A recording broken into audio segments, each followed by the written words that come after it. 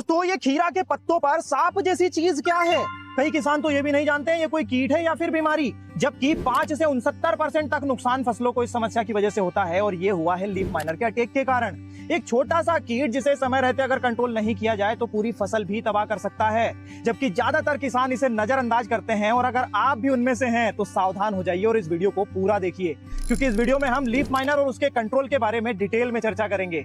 Leaf miner से फसलों को कैसे बचाएं, चलिए शुरू करते हैं। दोस्तों लीफ माइनर एक ऐसा कीटक है जो कि पौधों की नई पत्तियों की बजाय पुरानी पत्तियों को टारगेट करता है और ये पत्तियां चबाने की बजाय पत्ती की ऊपरी और निचली सतह के बीच में सुरंग बनाता है और क्लोरोफिल खत्म करता है। और क्लोरोफिल कम होने से प्रकाश संश्लेषण की प्रक्रिया में पौधे खाना कम बना पाते हैं, जिसका सीधा उत्पादन में असर देखने को मिलता है। और इसका अटैक बढ़ जाए तो ये पत्तियां पीली होकर गिरने लग जाती है और पूरी फसल भी तबाह हो सकती है इस कीटक की वजह से। अब इस कीटक को इफेक्टिव तरीके से कंट्रोल करने के लिए इसका जीवन चक्र जान लेना भी आपके लिए बहुत जरूरी है। दोस्तों लीफ माइनर की लाइफ साइकिल 4 स्टेजेस में पूरी होती है। अंडे वाली स्टेज, लार्वा, प्यूपा और एडल्ट स्टेज। और 15 से 20 दिनों का समय लगता है इस लाइफ साइकिल को पूरा होने में, डिपेंड करता है टेम्परेचर के ऊपर।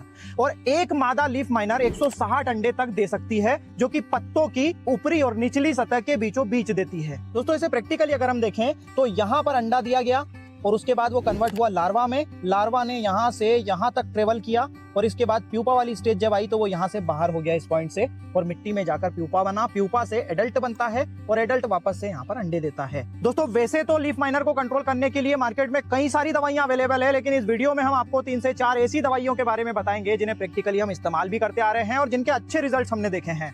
इस समस्या का सस्ता सॉल्यूशन है इमामेक्टिन बेंजोएट 5% SG, जिसे एक बार अगर आप स्प्रे करते हैं तो 8 से 10 दिनों तक इस समस्या पर कंट्रोल आपको मिल जाता है और इसे प्रिवेंटिव तौर पर और समस्या आने के बाद भी आप स्प्रे कर सकते हैं। बेहतर सॉल्यूशन अगर आप चाहते हैं तो वो है एबामेक्टिन। एबामेक्टिन का इस्तेमाल करने के बाद में लगभग 15 दिनों तक इस समस्या पर नियंत्रण मिल जाता है और साथ ही इसका फायदा यह है कि थ्रिप्स और मकड़ियों पर भी आपको कंट्रोल मिल जाएगा। और भी ज्यादा बेहतर सॉल्यूशन अगर आप चाहते हैं तो वो है फ्लुवेंटामाइड या फिर क्लोरेंट्रानिलीप्रोल भी आप इस्तेमाल कर सकते हैं 15 से 20 दिनों तक इस समस्या पर नियंत्रण के लिए।